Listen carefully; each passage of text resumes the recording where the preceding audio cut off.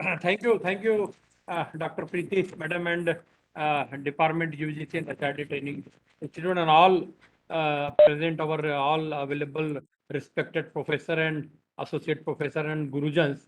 जैसा कि मैडम ने बताया, will continue our session in mixed language, Hindi and English. So the topic is SDGs and environment management. खूब important और बहुत ज़्यादा आज की ज़रूरत के हिसाब का टॉपिक चुनने के लिए मैं मैडम को बहुत बहुत धन्यवाद बोलता हूँ। आज के सिनेरियो में सस्टेनेबल डेवलपमेंट गोल और इन्वायरमेंट का इम्पोर्टेंस और रिलेवेंस पहले कभी नहीं था, उतना ज़्यादा इम्पोर्टेंट है। हम देखेंगे कि ऑलमोस्ट जैसे कि मेरे बैक साइड में तो आप देख रहे होंगे, हमारे पीछे हम सस्टेनेबल डेवलपमेंट गोल पर ही काम करते हैं और हमारा फार्मूला वही है। सो क्या है बेसिकली सस्टेनेबल डेवलपमेंट गोल? क्या है basically 17 sustainable development goal United nation ने अडॉप्ट किया हुआ है आज की तारीख में। बेसिकली हुआ ये कि जब हमने ग्रोथ शुरू की, जब हमने सिविलाइजेशन शुरू किया और इंडस्ट्रियलाइजेशन और आगे बढ़ता गया, तब हमने जाके ये सोचा कि अगर आगे बढ़ना है वर्ल्ड को और स्टैंडर्ड ऑफ लिविंग को, इन सब चीज़ों को अगर आगे बढ़ाना है, तो हमारा जो पैमाना है, हमारी जो कसौटी है, हमारा जो मेजरिंग है, वो कहीं ना कहीं डेवलपमेंट से हम गिनेंगे कि हम कितना आगे गए हैं, कौन सा कंट्री कितना डेवलप हुआ है। ये हमारा बेसिक स्केल रहेगा। और development, industrial development, education development, food, सारी चीजें। बट बाद में 87 तक आते आते हमको ये पता चला कि अरे हमारे तो नेचुरल रिसोर्सेज सब खत्म होते जा रहे हैं। हमारा लकड़ी, हमारा ईंधन, हमारा कोयला। हाँ, आवाज ब्रेक हो रहा है, ये आ रहा है क्लियर? नहीं सर, क्लियर आहे। हाँ, मैसेज आया था यहाँ पे जी। कि आवाज। क्लियर है सर, क्लियर है। हाँ, सो 87 में फिर ये रियलाइज आता येत हुआ आहे कि सर क्लियर। कहीं ना कहीं हमारे रिसोर्सेज खत्म होते जा रहे हैं और हम लोग कोयला, ईंधन, ये सब चीजें खत्म हो रही, लकड़ी खत्म हो रही, फॉरेस्ट खत्म हो रहा, तो हमको रिन्यूएबल की तरफ में जाना पड़ेगा। और बाद में ये पता चला कि अब हम ये सब चीजें खत्म होते होते हमने जो डेवलपमेंट की प्रोसीजर को अपनाया था, अब उसके ऊपर में क्वेश्चन मार्क उठने शुरू हो गए। 90s के आने तक के, ज्यादा 22 साल पहले पूरे वर्ल्ड ने ये रियलाइज किया कि अरे ये क्या हो गया, तो वो क्या वाकई में डेवलपमेंट है? ये इसको हम डेवलपमेंट बोलेंगे क्या? ये कहीं ना कहीं डिस्ट्रक्टिव डेवलपमेंट हो गया। इसके अंदर में हमने पाया जितना, उतना हम खो दे रहे हैं। और 95 के आते आते हमको ये रियलाइज हुआ कि नहीं, डेवलपमेंट तो वो होना चाहिए जिसके अंदर में आज की जरूरतों को पूरा करते करते आने वाले भविष्य की चीजों को भी हम बचाएंगे। और 95 के जाने के बाद से फिर हमने जो ग्लोबल गोल थे, उनको फिर हमने बोला कि नहीं, development should be sustainable one and it's not be at all destructive development. हमारा जितना भी डेवलपमेंट है, हम इसके निगेटिव इम्पैक्ट हमारे खुद के ऊपर, हमारी सोसाइटी के ऊपर, हमारे सराउंडिंग के ऊपर और फाइनली मदर अर्थ के ऊपर में, एंड मोस्ट इंपॉर्टेंट आने वाले फ्यूचर जनरेशन के ऊपर में हम इसका निगेटिव इम्पैक्ट छोड़ रहे हैं।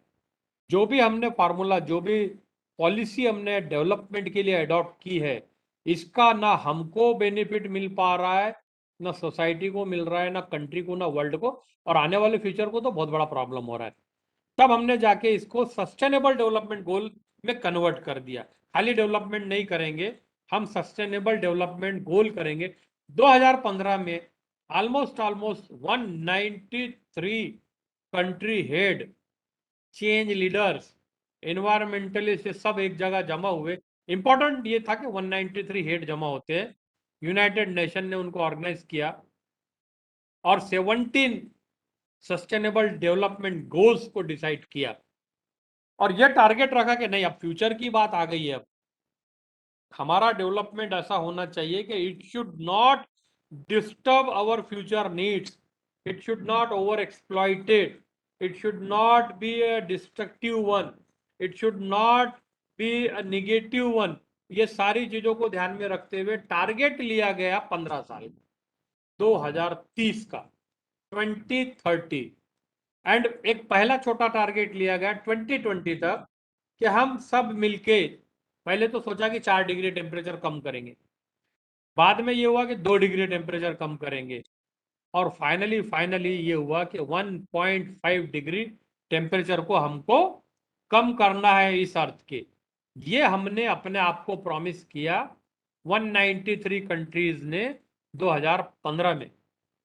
2015 में छोटा टारगेट लिया 1.5 डिग्री का 2020 तक, और बड़ा टारगेट लिया 17 गोल डिसाइड करते हुए 2030 का, कि हमारा जो आगे का जो जीवन शैली है, जो पूरा का पूरा फ्यूचर है, वो सस्टेनेबिलिटी के साथ में हम गुजारेंगे।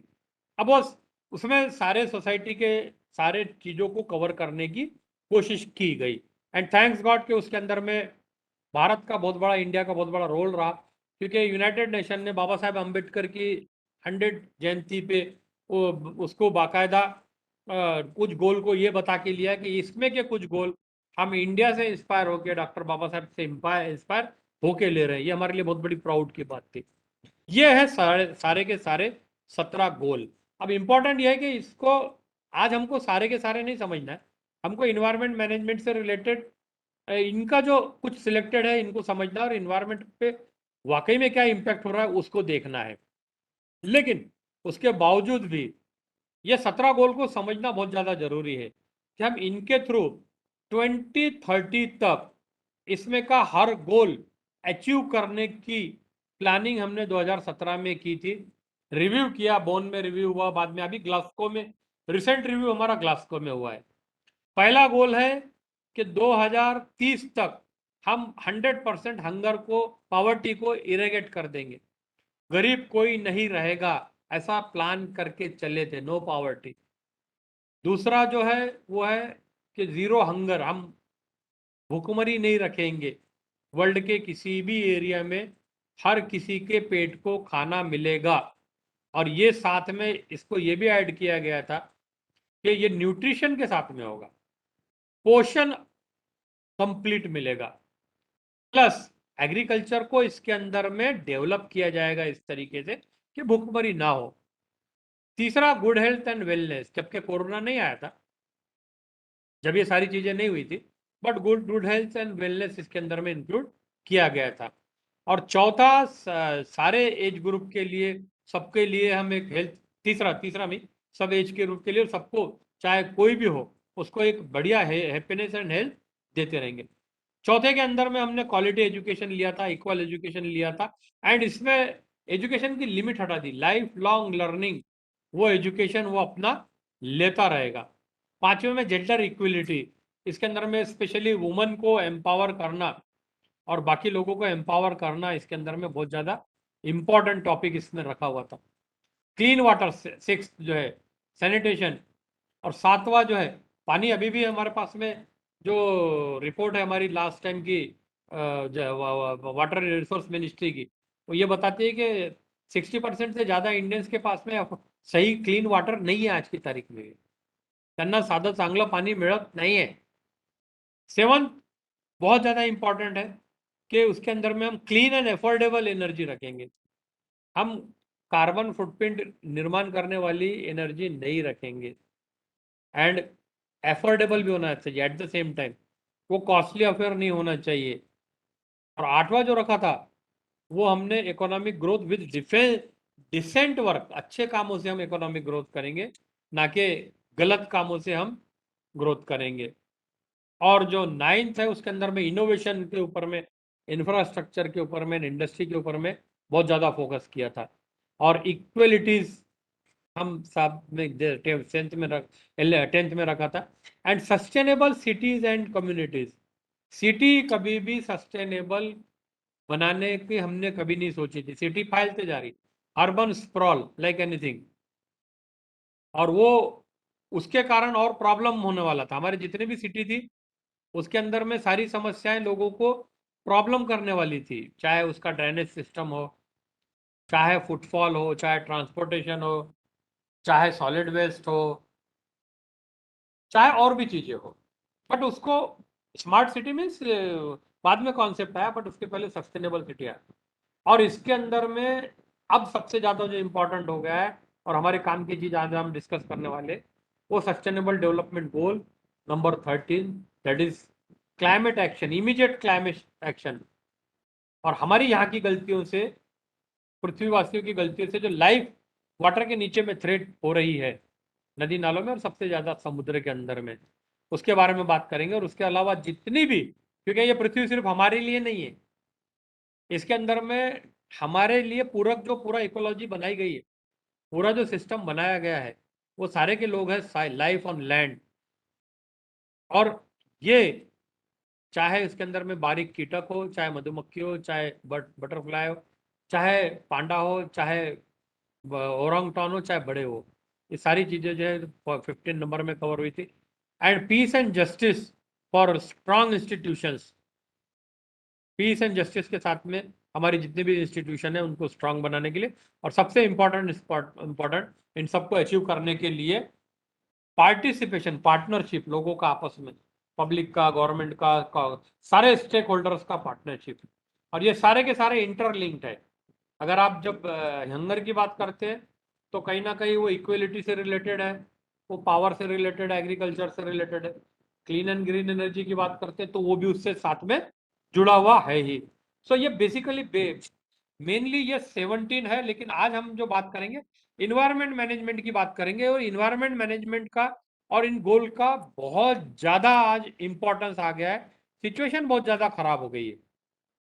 आप देखेंगे स्क्रीन पे कि ये जितने भी गोल है 17 गोल, अगर हम इनको डिवाइड करते हैं 3 पोर्शन में मेनली, तो इसमें सबसे नीचे का जो बेसिक है, अगर इसका केक या पिरामिड अगर हम बनाएंगे, तो बेस में सबसे जो 4 या 5 गोल जो है वो इन्वायरमेंट से रिलेटेड है।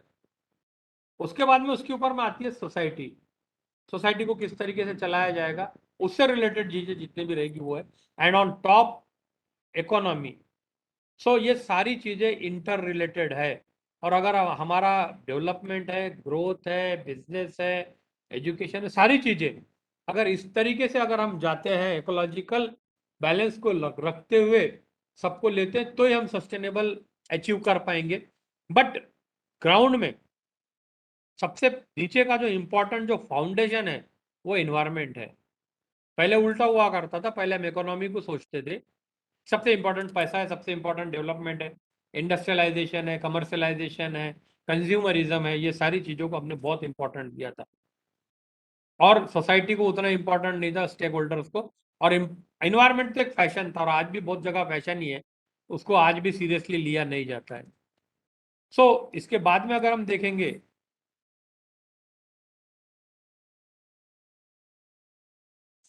अगर इसको एसडीजी को अगर एज ए वेडिंग केक अगर हम लेंगे, अगर हैप्पी लाइफ के लिए आगे अगर इसको सोचेंगे, जैसे मैंने बोला कि नीचे सबसे पहले जो इन्वायरमेंट से रिलेटेड जितने भी गोल है, उसमें 4 इंपॉर्टेंट गोल जो मरीन लाइफ है, एक्शन टेकन है। और उसके बाद में गोल नंबर 6 और गोल नंबर 15।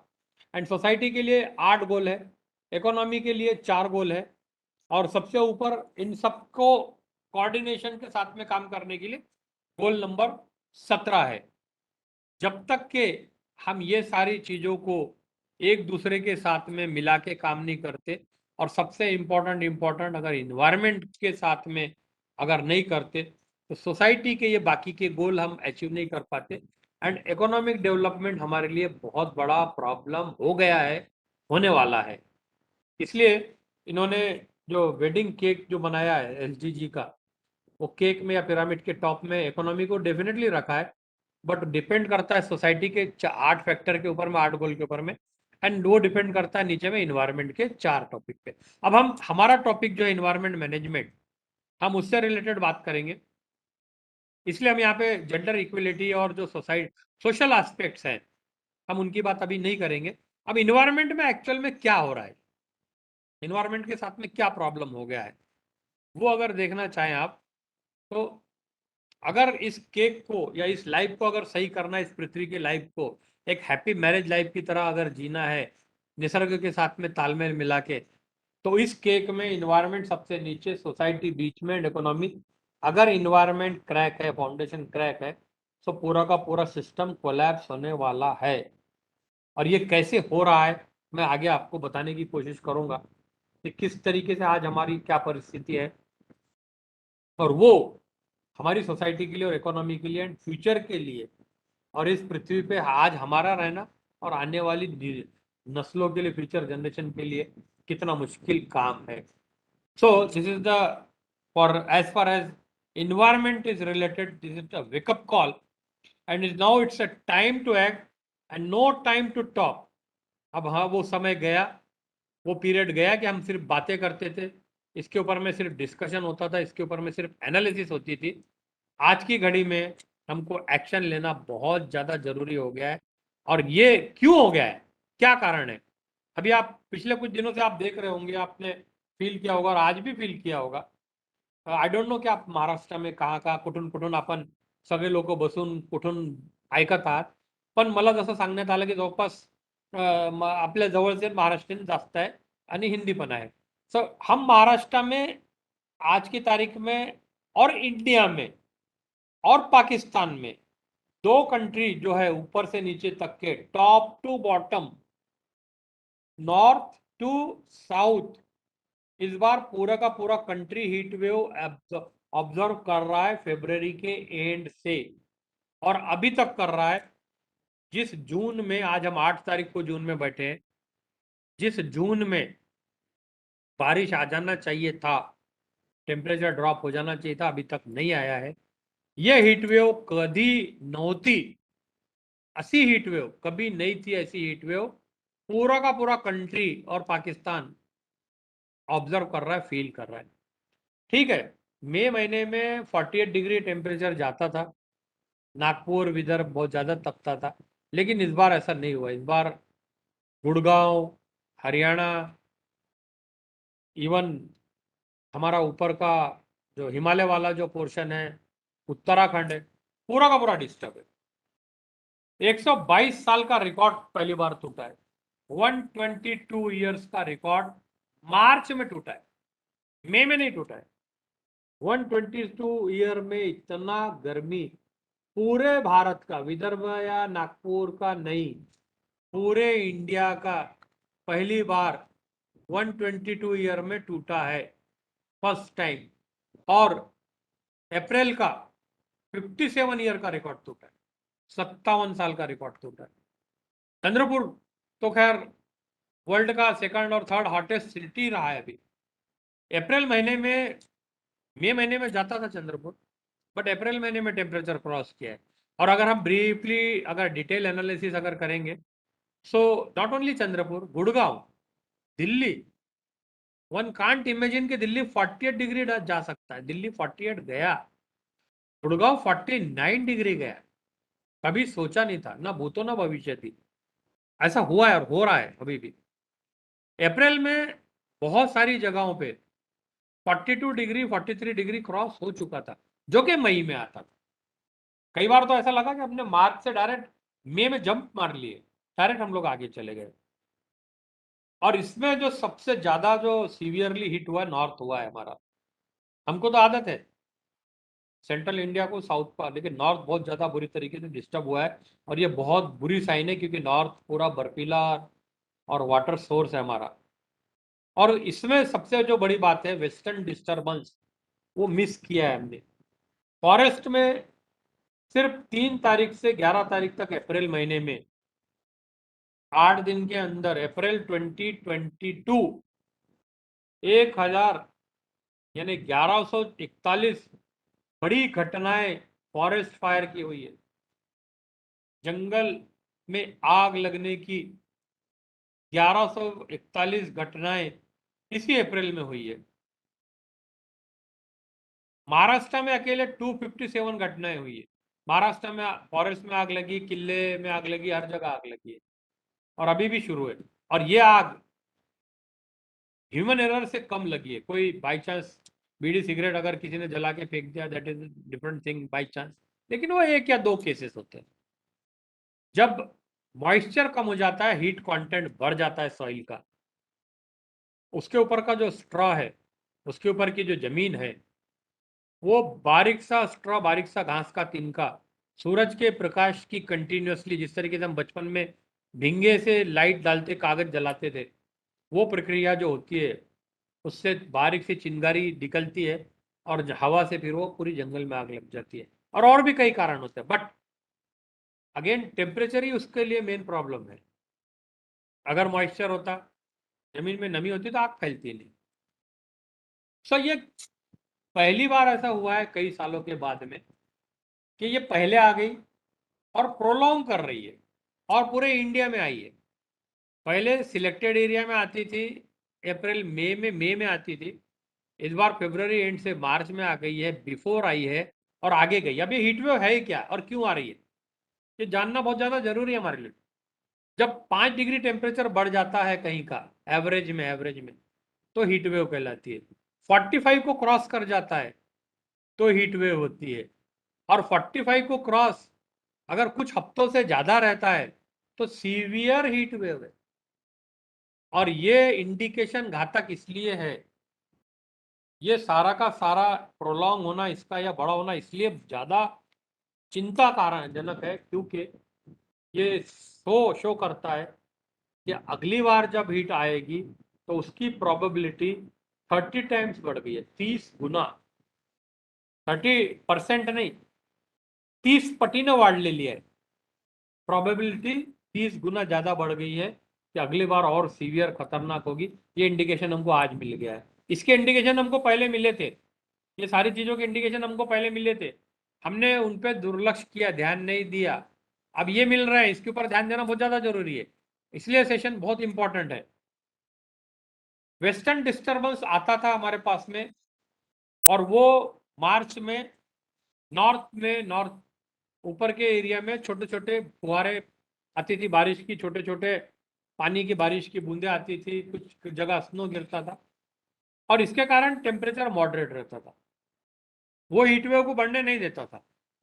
इस बार ऐसा नहीं हुआ है, वो वेस्टर्न डिस्टर्बेंस नहीं आया है, वो बीच की जो बारिश है वो नहीं हुई है, पहली बार ऐसा हुआ है। अप्रैल 12 से 14 के बीच में सबसे ज्यादा 47%, 48% गायब हो गया, कई जगह और ज्यादा गायब हो गया। 18 से 20 को भी रिकॉर्ड किया, वो भी गायब हो गया। उसके कारण और ड्राइनेस हो गई, पूरा का पूरा एक बल्ब तैयार हो गया और पूरा पिघलना शुरू हो गया, चारों तरफ ऊपर का बर्फ पिघलना शुरू हो गया है। एंड एवरेज टेम्परेचर 5 से 6 डिग्री बढ़ गया, अबव नॉर्मल हो गया। ये इंडिया की बात है, ये पाकिस्तान की बात है, बट एंटार्क्टिका में तो अबव टेम्परेचर 40 डिग्री तक के गया है। जहाँ पे -52 था वहाँ -12 आया है, जहाँ -40 था वहाँ -10 आया है, वो बढ़ते ही गया है। और हमारे यहाँ इस तरीके का एक प्रेशर कुकर की तरह सिस्टम डेवलप हो गया है। हॉट एयर ऊपर आ रही है और ये प्रेशर लिड की तरह काम कर रहा है, ऊपर का लेयर वो उसको बाहर नहीं निकलने दे रहा है, वो अगेन घूम के नीचे आ जा रही है, वो सिंक होती जा रही है। और ये चक्र चल रहा है जिसके कारण पूरा का पूरा हमारा हीट वेव कंटिन्यू हो रहा है और लॉन्ग होते जा रहा है। ये अगर निकल जाता, ये अगर चला जाता तो नहीं होता। अब इसका कारण क्या है और आगे आने के कारण क्या है और अभी तक के क्या है, ये समझना बहुत ज्यादा जरूरी है। और इसके चलते जो हमारा लैंड का जो एवरेज टेम्परेचर है सरफेस का हमारे एरिया का, वो 62 डिग्री हो गया है, 62 डिग्री हो गया है, जो कि बहुत ज्यादा घातक है। ये समझ लेना, जान लेना आज की तारीख में बहुत ज्यादा जरूरी है। और अगर उधर इंटरनेशनल अगर हम सीनेरियो पे अगर ध्यान देंगे तो हम ये पाएंगे कि आइस जो है वो 18,000 टन 1 सेकंड में मेल्ट हो रहा है। अब तो ज्यादा हो गया होगा, पुराना डाटा है ये कुछ दिन पहले का।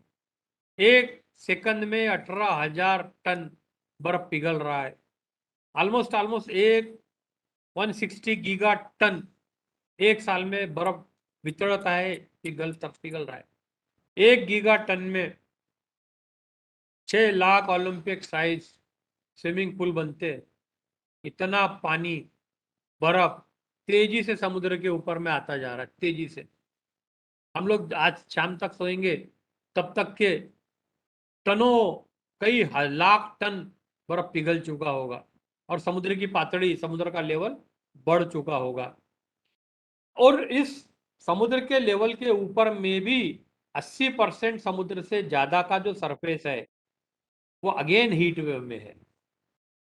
हमारे यहाँ पे हीट वेव जब चलती है, उष्णता की लाट जब आती है, हम लोग घर बार में बैठ जाते हैं, खूब दस्त है, सतर्क रहे, yellow orange alert, yellow alert, और नहीं जाते, कम जाते।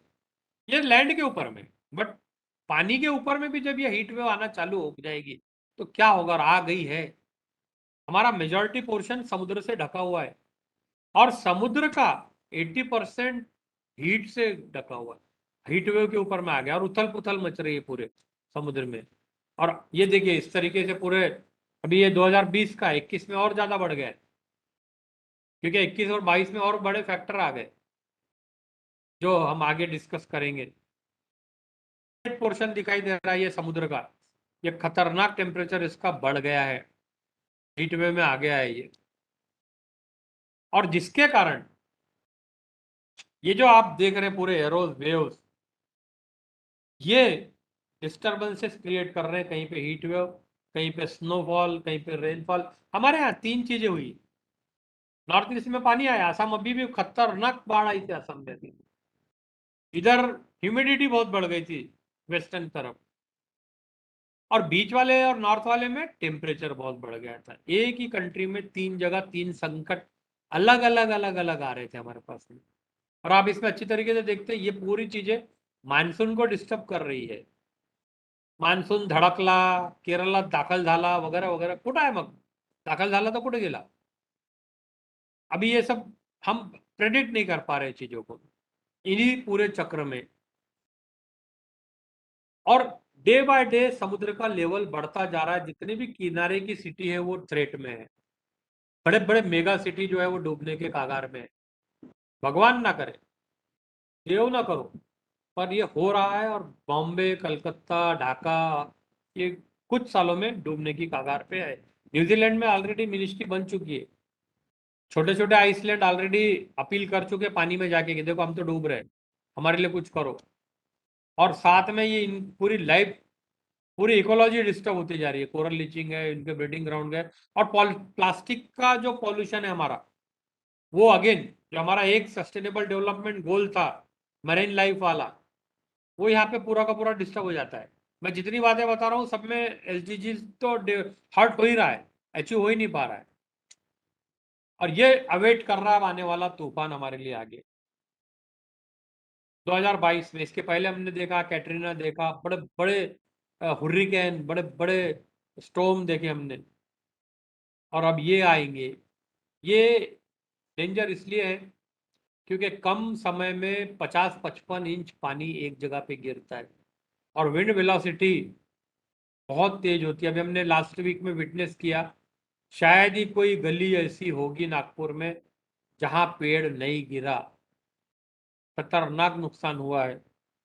अभी एक हफ्ता पहले, ये बहुत बड़े बड़े तूफान हमारा अभी आगे इंतजार कर रहे हैं, क्योंकि समुद्र पूरा का पूरा तपा हुआ है, और वो उथल पुथल कहीं ना कहीं लीड अगेन ये बड़ी बड़ी बारिश और तूफान को करती है। और ये सारी बातें हमको सितंबर अक्टूबर से क्लियर थी। दो इफेक्ट है, ला नीना एंड अल नीनो, ये इफेक्ट हमको बता देते हैं कि अब यहाँ से चल के गर्म हवा वहाँ ट्रांसफर होगी, और ठंडी हवा नीचे से ओवरलैप में से वहां निकलेगी, और इसके कारण ये कॉन्सिक्वेंसेस आएंगे।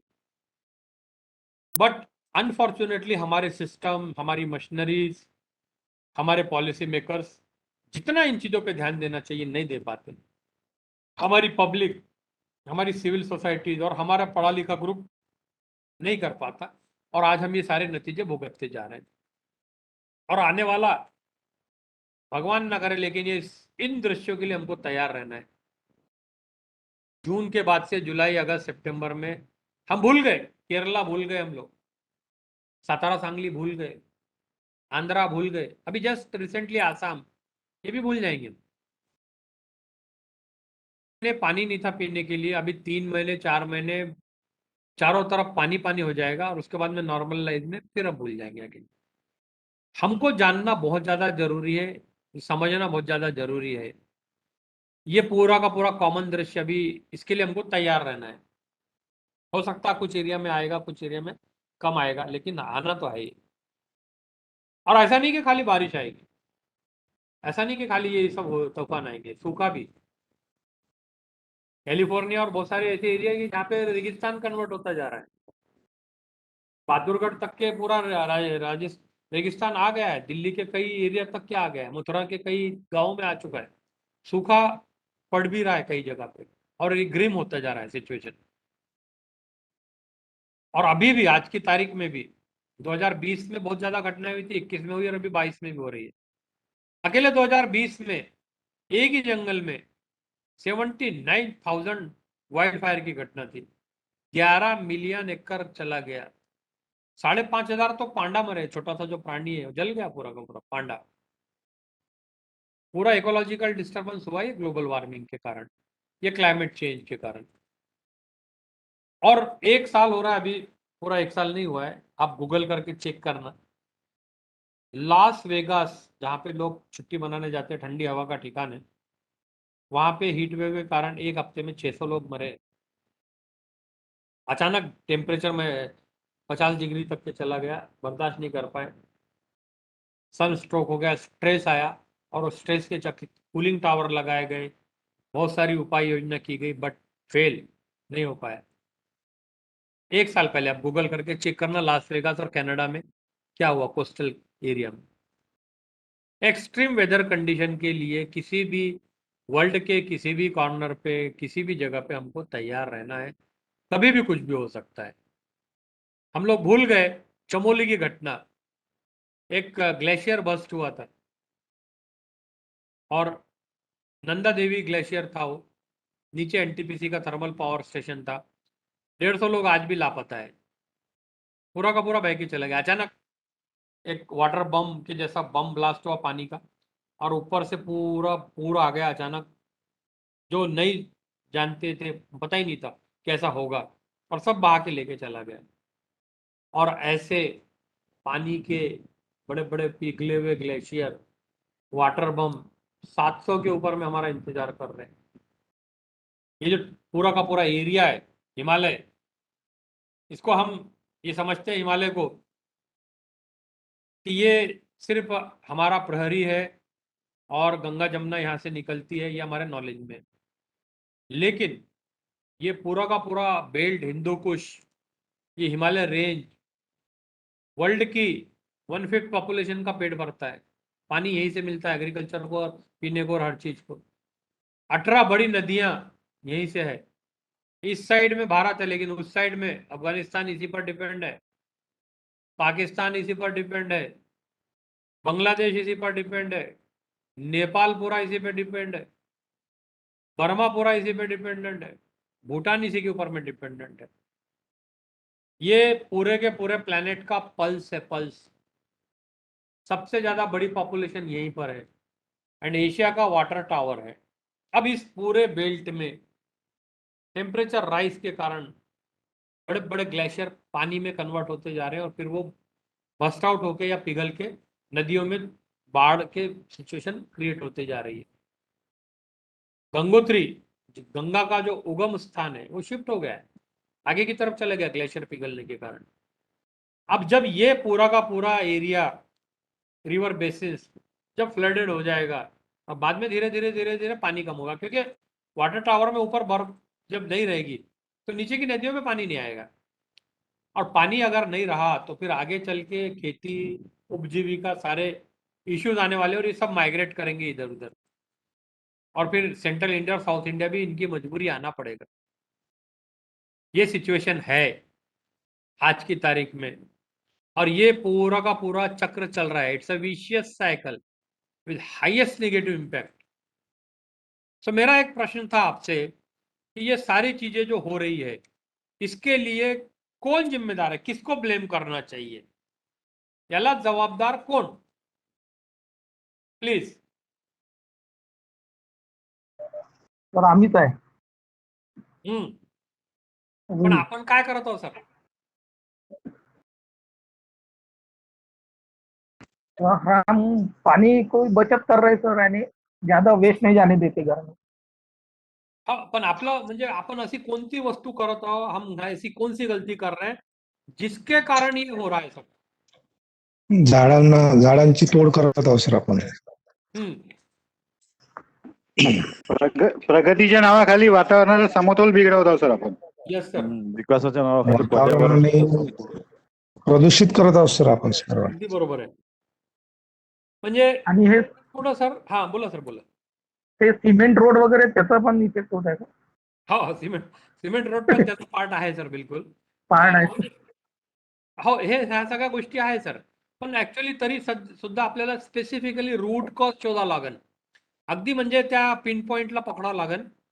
आणि काय आहे की हे झाडांची कत्तल किंवा पॉल्युशन या सगळ्या गोष्टी आपण कुठंतरी आपल्या सबकॉन्शियस माइंड मध्ये आपण कार्बन डाइऑक्साइडला विलन बनवतो आपण. कहीं ना कहीं हम ये सोचते हैं कि इसका जो दोष है वो झाड़ कटना, पॉल्यूशन होना, यानी कहीं ना कहीं CO2 का बढ़ना, वो है, वो भी एक कारण है। लेकिन इसका जो एक्चुअल कारण है वो बहुत ज्यादा समझना जरूरी है। ये सारा जो टेम्परेचर हो रहा है, हम दोष किसी और चीजों को दे देते हैं। अभी जैसे सूरज बहुत तप रहा है, सूर्य आग ओकता है वगैरह वगैरह, लेकिन वो तो अपना काम कर रहा है।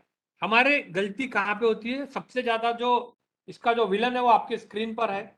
ये ह्यूमन इंड्यूस्ड गैसेस है, हमारी इमिशन जो हमारा है, हमारी लाइफस्टाइल का, हमने जो जीवन शैली अपनाई है उसके कारण, हमने जो कॉपी पेस्ट कल्चर अपनाया है उसके कारण, और हमने कंज्यूमरिज्म का जो ट्रैप में हम फंस गए उसके कारण, ये 5 इंपॉर्टेंट कल्पिट है, ये 5 इंपॉर्टेंट ये विलन है। वाटर वेपर के कारण global warming, green house gas effect, GHG effect, carbon dioxide है डेफिनेटली, नाइट्रस ऑक्साइड है डेफिनेटली, मीथेन है और क्लोरोफ्लोरोकार्बन है। अब इसके अंदर में एक इंपॉर्टेंट सबसे बड़ी बात यह है कि हमारे दिमाग में सिर्फ और सिर्फ कार्बन डाइऑक्साइड होता है। मैं आपको बहुत ही आदर के साथ में सबमिट करना चाहता हूं कि हम लोग 650 करोड़ है पूरे वर्ल्ड में, ज्यादा हो सकते हैं। जो निर्माता ने हमको बनाया उसने सिस्टम ऐसा रखा है कि हम ऑक्सीजन लेते हैं और कार्बन डाइऑक्साइड छोड़ते हैं। अगर कार्बन डाइऑक्साइड 100% प्रॉब्लमेटिक चीज रहती तो निर्माता वो सिस्टम नहीं बनाता और हम कार्बन डाइऑक्साइड आउट नहीं करते। डेफिनेटली कार्बन डाइऑक्साइड हमारे काम की चीज है, क्योंकि सॉइल के अंदर में और बाकी जगह कार्बन अगर नहीं रहा तो हमको पीक नहीं मिलेगा, आपको खाना पीना नहीं मिलेगा। आज हमारा कपड़ा लत्ता खाना पीना सब सॉइल में से निकल रहा है और इसका इम्पैक्ट है। इसका एयर में PPM का बढ़ना डेंजरस है। आज की तारीख में ये 420 के ऊपर हो गया है, कभी नहीं इतना था जितना बढ़ गया है। लेकिन इसका प्रेजेंस भी इंपॉर्टेंट है, इसका एक्सेस प्रॉब्लमेटिक है, बट इसका जो इम्पैक्ट है, negative impact of carbon dioxide on green house gas effect is one time only. GHG के ऊपर में जो इम्पैक्ट है वो वन सिंगल टाइम है। हम खाना खा के जो फेंक रहे हैं, किचन वेस्ट, खाना पकने के पहले स्वयंपाक करण्यापूर्वीचा जो काडी कचरा पाला आहे तो किचन वेस्ट। खाना खाने के बाद में जो बच रहा है दैट इज फूड वेस्ट। जो हरी पत्ती है वो ग्रे मैटर है, जो घास है जो बायोडिग्रेडेबल है, वो जब सड़ रहा है उससे मीथेन क्रिएट हो रहा है and methane is many times 50 time dangerous than carbon dioxide. हमारे पास में एक सिटी में, नागपुर का मैं अगर उदाहरण लूं तो 1250 मेट्रिक टन कचरा सड़ रहा है, जिसका 60% बायोडिग्रेडेबल है, जो कि गोल्ड है। अगर आप उसको कन्वर्ट करना चाहे तो खाद है, मैन्योर है, पावर है, फीड है, सब कुछ है, बट नहीं, वो सड़ रहा है। वो बहुत ज्यादा घातक है। 1 litre methane 50 litre carbon dioxide तक के घातक है कई जगह पे। उसके बाद में जिस सिस्टम को मैंने फर्टिलाइजर, पेस्टिसाइड, केमिकल को लिया है, नाइट्रस ऑक्साइड जिसके अंदर में हम डाल रहे हैं, हमको 50-60 साल पहले जरूरत नहीं थी इन सब चीजों की, अभी हमने अडॉप्ट किया है। वो नाइट्रस ऑक्साइड कई जगह पे 600 से 700 टाइम्स ज्यादा घातक है कार्बन डाइऑक्साइड के। और उससे भी ज्यादा जो बड़ी घातक चीज है वो क्लोरोफ्लोरोकार्बन्स है। क्या चल रहा है? फॉग चल रहा है। अभी हमको पूरे समर में अक्षय कुमार, शाहरुख खान, सलमान खान ये बताते घूम रहे थे कि आज कुछ तूफानी हो जाए और कोल्ड ड्रिंक पीना चाहिए, चिप्स खाना चाहिए, इस तरीके का कपड़ा पहनना चाहिए। और ये सारी चीज़ों के प्रोडक्शन में, लॉजिस्टिक में, ट्रांसपोर्टेशन में, हैंडलिंग में, मार्केटिंग में और डिस्पोजल में जितनी भी चीज़ें आती है उसमें क्लोरोफ्लोरोकार्बन जो यूज होता है वो कई जगह पे 12,500 टाइम्स घातक है कार्बन डाइऑक्साइड के। इसका परसेंटेज भले ही कम हो बट ये बहुत ज़्यादा घातक है। निगेटिव इफेक्ट इसका, कार्बन का अगर 1 लीटर है और क्लोरोफ्लोरोकार्बन अगर 1 लीटर है तो क्लोरोफ्लोरोकार्बन कई जगह पे 12,500 लीटर कार्बन के इक्वल क्वांटिटी में घातक है। और ये सारी चीजें नेचर से नहीं रिलीज हो रही है, हमारी गलतियों से हो रही है। सो हम हैं गलती जो कर रहे हैं, हम इन गैसेस का उत्सर्जन करने वाली चीजें पूरे लाइफ में करते जा रहे हैं, जैसे कि बर्निंग ऑफ फॉसिल फ्यूल है। अभी कंटिन्यूसली हमारे जो गाड़ियां भी चल रही है, electricity, disruptive use of land. और जैसे कि सर ने भी बताया अभी कि वृक्ष काटते जा रहे हैं, झाड़ काटते जा रहे हैं, लैंड का बहुत ज्यादा यूज, गलत यूज होता जा रहा है। एंड अर्बन स्प्रॉल, शेती विकली बापाची आणि गाडी घेतली आपाची। गांव छोड़ा, गांव बेकार हो गया, खेत बेकार हो गया, वो छोड़ के हम शहर की तरफ में आए। शहर में क्या किया, तो कहीं पे दूर एरिया में कोई लेआउट में हमने घर बना लिया, एक आधी टवेरा खरीद ली, बंगला बना लिया और कोई डेली नीड की दुकान लगा दी और कोई बड़ा काम नहीं किया। पूरा शहर फैल गया, चारों तरफ शहर फैल गया। गारमेंट, फैशन, हॉस्पिटलिटी, टूरिज्म, ये सारे के सारे मिलकर जो नेचुरल चीजें हैं, जो हमारे हैबिटेट है, वो खत्म करके, क्योंकि जब खेती होती थी झाड़ थे, अभी लेआउट बन गए चारों तरफ, तो वो नॉट ओनली ट्री कटिंग हुई बट साथ में बाकी का भी पूरा डिस्टर्ब हुआ है। वेस्ट का मैनेजमेंट का जो फेल्यूर है, एक जगह ले जाके किसी डंपिंग यार्ड में या लैंडफिल में पूरा का पूरा कचरा डाल दो। हर सिटी में, हर नगर पालिका में, हर टाउन में, क्लास टीयर 1 में, टीयर 2 में, टीयर 3 सिटी में, सब में यही प्रॉब्लम। और बाद में फिर वो लीचिंग होती है और लीचिंग होने के बाद में बारिश के उसका पूरा जंतु हमारे ऊपर चढ़ते, अल्ट्रावायलेट के अगर कैमरे से हम देखेंगे तो दिखाई देंगे। 2018 तक उनका नाम दिया जाता था, उन जंतुओं के कारण जो इन्फेक्शन होता था, बीमारी आती थी, उसको वायरल बोला जाता था, डेंगू, चिकनगुनिया, मलेरिया वगैरह वगैरह। अब तो सीधा कोरोना करके बताया जाता है। और जो प्रैक्टिसेस हमने यूज किए हमारे रूरल में और एग्रीकल्चर में, जिस तरीके से हम फर्टिलाइजर केमिकल यूज कर रहे हैं, किस तरीके से हम लाइफस्टाइल को अल्ट्रा मॉडर्न करते जा रहे हैं वेस्टर्नाइजेशन के चक्कर में, ये सारी चीजें निगेटिव इम्पैक्ट पैदा कर रही है, ह्यूमन इंड्यूस गैस इफेक्ट पैदा कर रही है। और साथ में इस तरीके के लोग, पुतिन महाराज और यूक्रेन, और ये और बड़ी थ्रेट्स देते जा रहे हैं। इनके कारण ग्लोबल वार्मिंग और ज्यादा बढ़ रहा है, पूरा का पूरा देश डिस्ट्रॉय कर दिया जाता है। कितने देश डिस्ट्रॉय हो गए, सीरिया, इराक, बाद में अब ये यूक्रेन, और लिस्ट है बहुत लंबी। और आश्चर्य की बात तो ये है कि दूसरे चंद्रमा पे, मंगल पे बिलियंस ऑफ डॉलर हम एक्सपेंड कर रहे हैं वहां लाइफ ढूंढने के लिए कि वहां प्लॉट लिए जाएंगे और वहां जिंदगी है कि नहीं, और यहाँ पे ट्रिलियंस ऑफ डॉलर जिंदगी को खत्म करने के लिए देखते हैं। जब यूक्रेन पे बम डाला जाता है किसी प्लेन से तो लाखों डॉलर का खर्चा है, वो बहुत कॉस्टली अफेयर है। और उसके परिणाम स्वरूप जो आने वाली चीजें है वो और भी ज्यादा घातक है, क्योंकि यूक्रेन हो गया, रशिया हो गया, ये गैस और ऑयल का सबसे बड़ा सप्लायर, अब वो बंद हो गया है। आज हमारे यहाँ पे पोटैश का सबसे बड़ा सप्लायर, पोटैश हमारा बंद है, पोटैश हमको नहीं मिल पा रहा है, कम हो गया है, सोयाबीन कम हो गया है, बहुत सारी चीजें। अब जब पावर नहीं मिला, जब गैस नहीं मिल रहा है, नेचुरल कोल नहीं मिल रहा है, सो नेचुरली लोगों ने ओपन कास्ट माइनिंग को बढ़ावा दे दिया है। जर्मनी ने, पोलैंड ने, यूरोप की बहुत सारी कंट्री ने ओपन कास्ट माइनिंग को अलाउ कर दिया है। ये डिसाइड हुआ था 2015 में 193 कंट्री में, अगर पृथ्वी का टेम्परेचर को 1.5 डिग्री बचाना है तो ओपन कास्ट माइनिंग बंद करना पड़ेगा। ग्लोबल वार्मिंग का एक बहुत बड़ा कारण ये है। अब फ्यूल क्राइसिस के चलते, यूक्रेन क्राइसिस के चलते दोबारा ये शुरू हो गया है। अब बहुत कठिन है 1.5 डिग्री को टेम्परेचर को कंट्रोल करना। अब इसके चक्कर में हर व्यक्ति इस पृथ्वी पे रहने वाला, हर प्राणी, हर कीटक, हर पक्षी, हर और समुद्र में रहने वाला हर जीव जंतु इसके अंदर में अफेक्टेड है। हम लोगों का सबकॉन्शियस मेमोरी ये बोलता है कि मेरे पे कोई फर्क पड़ने वाला नहीं है। ये बात गलत है। आज हमको ये रियलाइज करना बहुत ज्यादा जरूरी है कि इन सब का हमारे ऊपर नेगेटिव इम्पैक्ट क्या होने वाला है। Will have to believe that climate change is personally affecting us, और इसी के कारण इसको बचाने के लिए फिर सस्टेनेबल डेवलपमेंट गोल्स को अचीव करना। भारत की पोजीशन 140वें नंबर पर है, बहुत पीछे है अभी 2021 का डाटा है, नहीं कर पाया।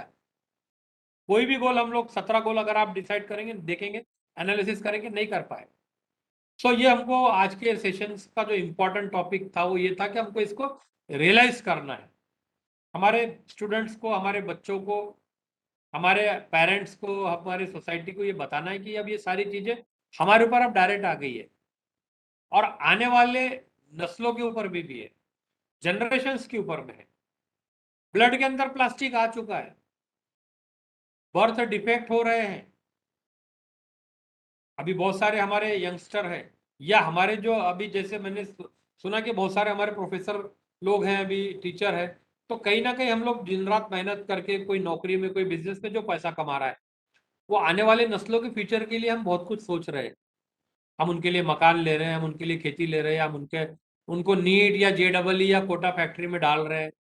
बहुत कुछ है, सारी मेहनत उनके लिए है। और जो बच्चे जो एलिजिबल बैचलर है अभी, तो उनका आगे बहुत बड़ा बड़ा भविष्य है। लेकिन ये सारी गलतियों से हमने उनको पूरा आज की तारीख में पूरी उनकी व्यवस्था बर्बादी की कर दी है। ये बात हमको रियलाइज करना बहुत ज्यादा जरूरी है। हमारे पूर्वज हमारे लिए जमीन जायदाद, प्रॉपर्टी और कुछ कोर्ट केसेस छोड़ के गए। हम आने वाली नस्लों के लिए पानी गंदा छोड़ के जा रहे हैं, पानी का शॉर्टेज छोड़ के जा रहे हैं, मोबाइल का रेडिएशन छोड़ के जा रहे हैं, पानी हवा का पॉल्यूशन छोड़ के जा रहे हैं, और सारे जंगली और बाहर के विदेशी प्लांट छोड़ के जा रहे हैं, जिनके ऊपर में ना खारुताई बैठती है, ना चिमनी बैठती है। और इस तरीके से सूखा और भविष्य में अकाल छोड़ के जा रहे हैं। और ये सूखा, जमीन में सूखा तभी पड़ता है, जमीन में पानी की कमी तब होती है जब आंख में पानी कम होता है हमारे। जब हम आने वाले खुद का, समाज का और आने वाली नस्लों का विचार नहीं करते हैं, उनके प्रति संवेदना हमारे अंदर कम होती है, तब ये सारे सूखे और अकाल पड़ते हैं।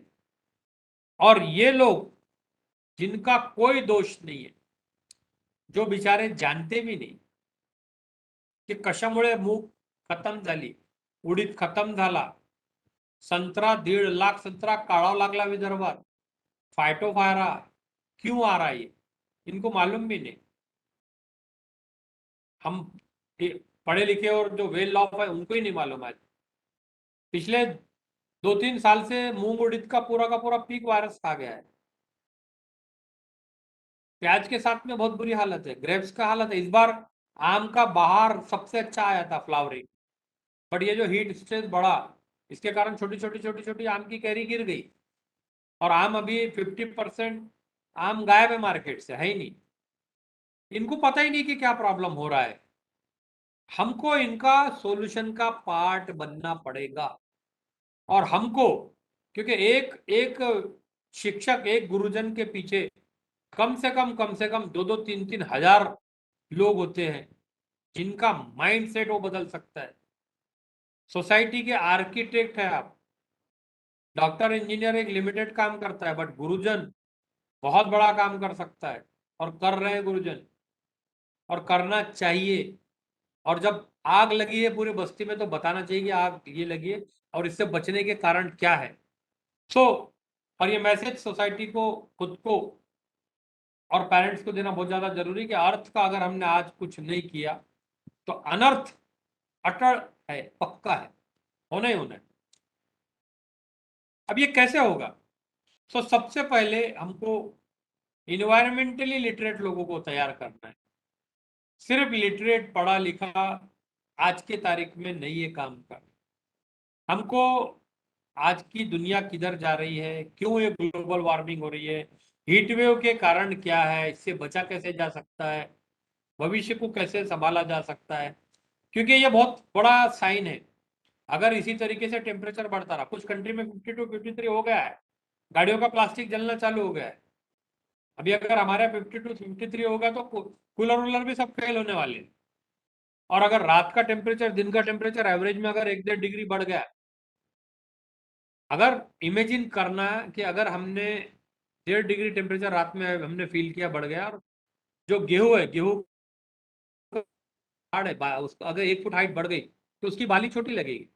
जवारी के डांडे अगर बढ़ गए तो उसकी बाली छोटी लगेगी, और उसमें अनाज कम आएगा, और जो आएगा वो न्यूट्रिशियस नहीं रहेगा। प्लांट तो बढ़ेंगे लेकिन ग्रोथ नहीं होगी। सो इन सब के लिए लोगों को इलिटरेट करना बहुत ज्यादा जरूरी है। संस्कृत में एक बहुत सुंदर शब्द है, साक्षर। शिकलेल्या माणसाला, पढ़े लिखे आदमी को साक्षर बोला जाता है। साक्षर वो है कि जिसके नॉलेज से, जिसके पढ़ाई से, जिसके रिसोर्सेज से, जिसके धन से, जिसकी संपत्ति से और जिसके रहने से उसको, खुद को, उसके परिवार को और उसके समाज को और अंत में देश को फायदा होता है, वो साक्षर है। अगर मेरे पढ़ाई से, मेरी एजुकेशन से, मेरे नॉलेज से, मेरे पैसे से, मेरे रिसोर्सेज से अगर मुझे, मेरे परिवार को, मेरे समाज को और मेरे देश को अगर हित नहीं पहुंचता है, जाने अनजाने में मैं ऐसी गलती करता हूं कि अहित पहुंचता है, तो मैं साक्षर का उल्टा राक्षस हो जाता हूं। इसलिए बहुत ज्यादा इंपॉर्टेंट है कि अभी ये सारी चीजों को समझना, समझाना और तुरंत इस पर एक्शन लेना। छोटा छोटा एक्शन आज इमीडिएटली स्टार्ट करना बहुत ज्यादा जरूरी है, तब जाके हम खुद की लाइफ एंड पर्याय में जो सस्टेनेबल डेवलपमेंट गोल है वो अचीव कर सकेंगे। और इसमें सबसे इंपॉर्टेंट आज की तारीख में, इंपॉर्टेंट तो बहुत सारे हैं, जैसे मैंने बताया इन्वायरमेंट बेस है, ग्रीन एनर्जी, क्लीन एनर्जी बहुत इंपॉर्टेंट है, वाटर कंजर्वेशन बहुत ज्यादा इंपॉर्टेंट है, अभी कॉन्शियस प्रोडक्शन जो है वो भी बहुत ज्यादा इंपॉर्टेंट है। उस पर सर्कुलर इकोनॉमी का एक पूरा सेशन अलग से है, उसको भी अडॉप्ट किया लोगों ने। इनोवेशन बहुत ज्यादा इंपॉर्टेंट है, लेकिन सबसे ज्यादा इंपॉर्टेंट है अर्जेंट क्लाइमेट एक्शन लेना, उसके इम्पैक्ट को खत्म करना। गोल नंबर 13 बहुत ज्यादा इंपॉर्टेंट है। और बहुत सारी चीजें जो हम छोटी छोटी लाइफ में कर सकते हैं। इमिशन हम बचा सकते हैं, इन गैसेस का उत्सर्जन बचा सकते हैं। अगर मैंने लाइट का बटन बंद कर दिया तो भी मैंने ग्रीन हाउस इफेक्ट कम कर दिया। अगर मैं पैदल चले गया कहीं पे छोटे डिस्टेंस में तो भी मैंने बहुत बड़ा काम किया। अगर ट्रैफिक सिग्नल पे मैंने गाड़ी रोक दिया तो भी मैंने बहुत बड़ा काम किया। अगर मैं जेब में इतना बड़ा स्मार्टफोन ले जा सकता हूँ तो कपड़े की थैली में ले जा सकता हूँ मैं। पॉलीथीन का मैंने यूज नहीं किया तो मैंने बहुत बड़ा काम किया। मेरे कॉलेज, मेरे घर, मेरे मकान, मेरी दुकान पे मैं अगर नल का टाइप बंद करता हूँ, लीकेज नहीं होने देता हूँ, गाड़ी में अगर एयर प्रेशर रखता हूँ बराबर तो भी मैंने बहुत बड़ा काम किया। टायर में अगर एयर प्रेशर बराबर नहीं है तो कंजम्पशन ज्यादा है, कंजम्पशन ज्यादा है तो इमिशन ज्यादा है। रेन वाटर हार्वेस्टिंग का टाइम है अभी, अभी खरीफ की प्लानिंग का टाइम है। अभी हमारा शेतकरी और ग्रामीण का युवक शादी ब्याह में लगा हुआ है। जब बारिश आएगी 10 तारीख को, 12 तारीख को, तब उसको ध्यान में आएगा कि अरे बियाणे घ्यावं लागते, युरिया घ्यावं लागते, पेरणी करा लागते। अगर हम इस बार अगर हम कंजर्वेशन के ऊपर फोकस करते, वाटर कंजर्वेशन के ऊपर, तो हम बहुत बड़ा काम कर लेते। क्योंकि पानी को दोबारा जनरेट करने में बहुत बड़ा पैसा, इलेक्ट्रिसिटी, सब कुछ खत्म होता है। अगर हम लोकल चीजें खाते, हेल्दी चीजें खाते तो भी। मॉर्निंग से रात में सोने तक के छोटे छोटे हजारों चीजें ऐसी है जिसके अंदर में हम इस प्लेनेट की हम मदद कर सकते हैं, आने वाली नस्लों को हम बचा सकते हैं।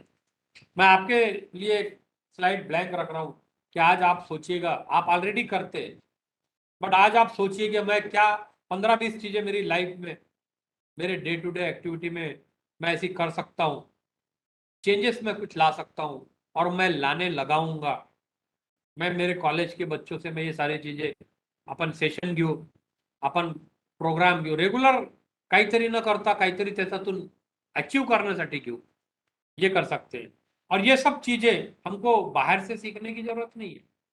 हमारा खुद, हमारा जो आत्मा है, इंडियन सोल है, हमारा जो कल्चर है, भारतीय परंपरा, जो सभ्यता, ये सारी चीजें हमको सिखाती है। हमको सस्टेनेबिलिटी ये वर्ड उनसे सीखने की जरूरत नहीं है, बाहर से, यूरोप इंग्लैंड से। अपरिग्रह बहुत सुंदर शब्द था भारतीय संस्कृति में। Non positiveness of things and never never we are forwarding negative impact on society. हम खाना भी खाते थे, रोटी भी बनती थी, तो पहली पोळी गायची, दूसरी कावळ्याची, तीसरी तुझी, ऐसा बाकायदा दादी नानी हमारी रोटी बनाती थी, पहले गाय की, दूसरी कौवे की, तीसरी इसकी, चौथी उसकी। कीटकों को दिया जाता था वो सारी चीजें। खाना खाते समय बहुत अच्छे तरीके से बिठा के भारतीय बैठक में खाना खिलाया जाता था, वेस्ट नहीं होता था। नहीं चाहिए तो हाथ रख देता था सामने, और थाली को पूरा साफ किया जाता था। और हमारे साधु संत तो वो उसमें पानी डाल के पी लेते थे, वो तो धो देते थे थाली को, एक अन्न का कण भी बाहर नहीं जाता था। लेकिन अभी हमने बफेलो जेवन और बहुत सारी चीजें अडॉप्ट किया, जरूरत नहीं है तो भी हमने शुरू कर दिया। नारियल पानी के साथ में 4 स्ट्रॉ चाहिए, सामान खरीदी के साथ में 3-4 पॉलिथीन बैग चाहिए। कॉन्शियस कंज्यूमरिज्म नहीं है, खरीदने के बाद में तुरंत बगल वाले को जाके बताना है कि हमने ये खरीदा, ये लिया। अगर मेरी गाड़ी, अगर मेरी ऑटोमेटिक स्विच के साथ में है, तो मैं उसको पार्किंग में भी स्विच कर सकता। लेकिन मैं बाहर जाके 4 लोगों के सामने जब मैं स्कूल मेरा बच्चा छोड़ने जाता हूँ, तो वहां जाकर मैं वहां से क्लिक करता हूं ताकि लोगों को सुने आई दे कि मेरे यहां से रिमोट दबाने से वहां कार चालू होगी। और आते समय मैं ऑन करता हूं ताकि मैं लोगों को दिखा सकूं कि मैंने यहां बटन दबाया तो वहां मेरी गाड़ी खुल गई।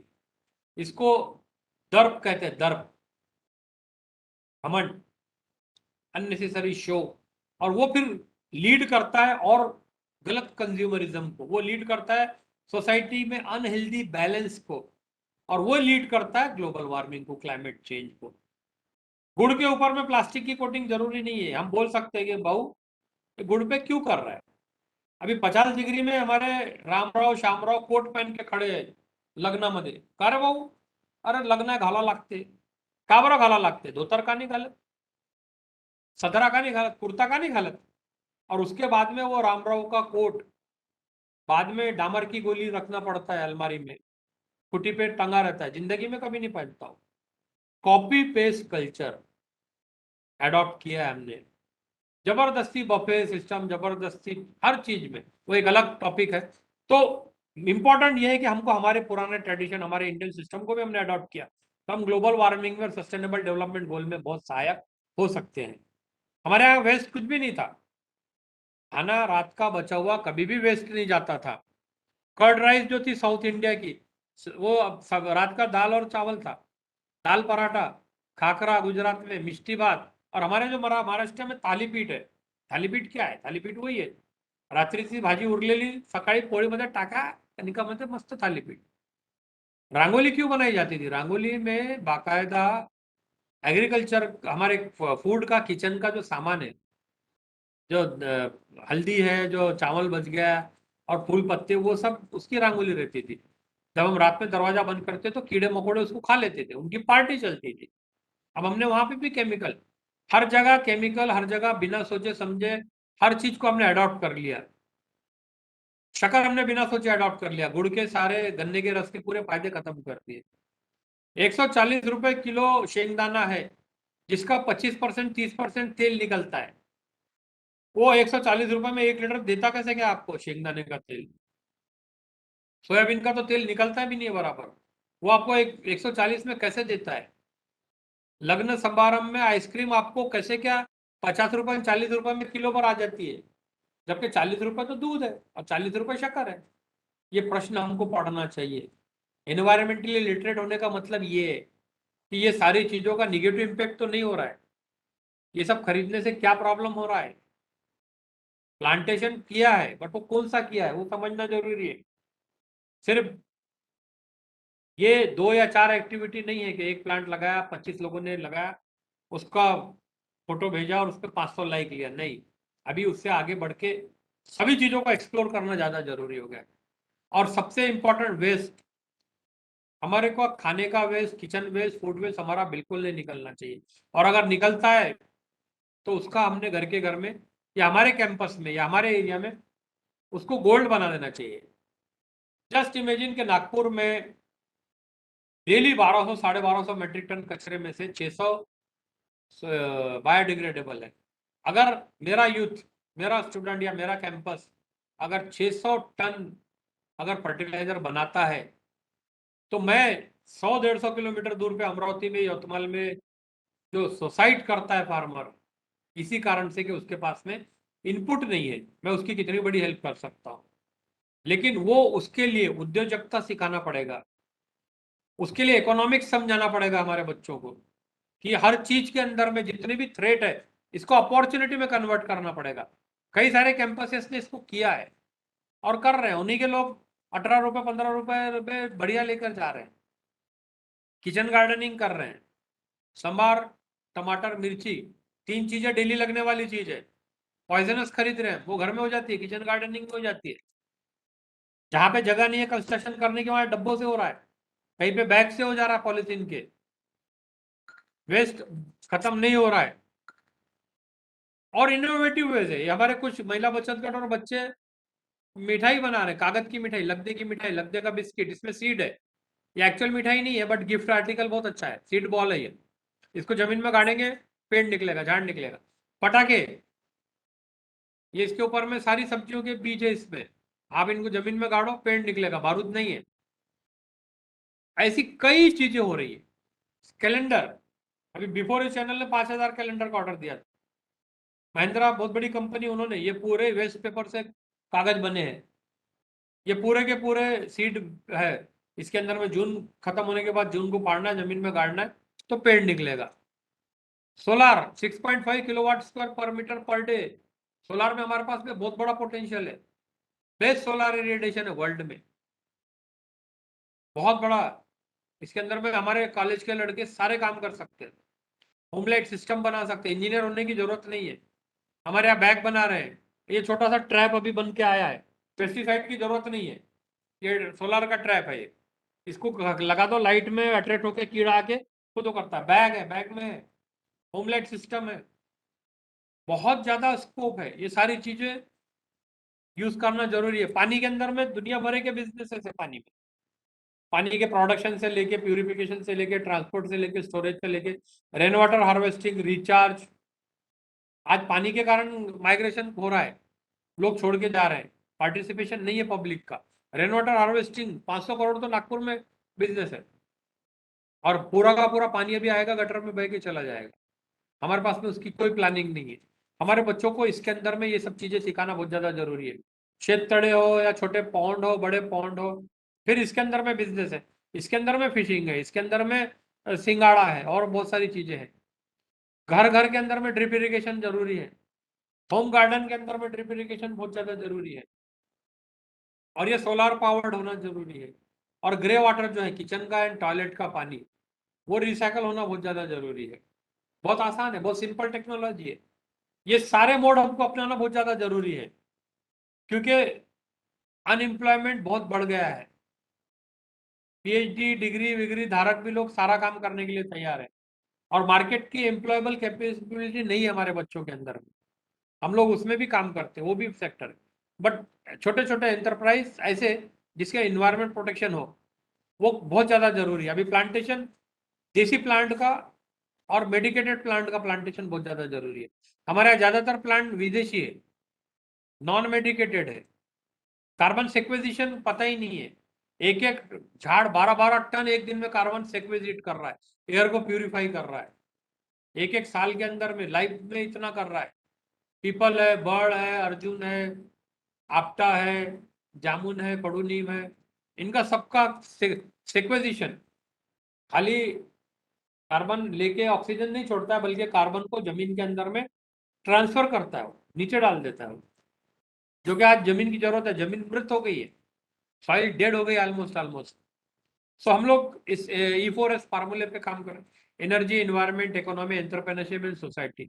एनर्जी सेक्टर को, जो कि सबसे बड़ा transportation and energy global warming में सबसे ज्यादा कंट्रीब्यूटर है ये, उस एनर्जी को ग्रीन एनर्जी में, सोलर में, विंड में, इसमें यूज करना है।